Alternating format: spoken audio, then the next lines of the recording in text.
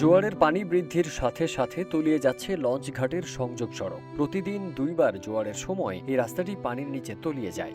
ফলে ভোলার মনপুরার স্থানীয় বাসিন্দা এবং দূরপাল্লার যাত্রীরা চরম ভোগান্তিতে পড়েছেন। রাস্তাটি প্লাবিত হওয়ায় স্কুল কলেজের শিক্ষার্থী, অসুস্থ রোগী এবং সাধারণ মানুষকে জীবনের ঝুঁকি নিয়ে যাতায়াত করতে হচ্ছে।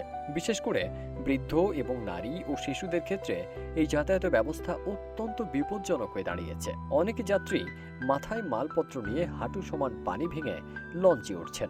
স্থানীয়রা দীর্ঘদিন ধরে সড়কটি উঁচু করার দাবি জানালেও এখনও কার্যকর কোনো ব্যবস্থা নেওয়া হয়নি।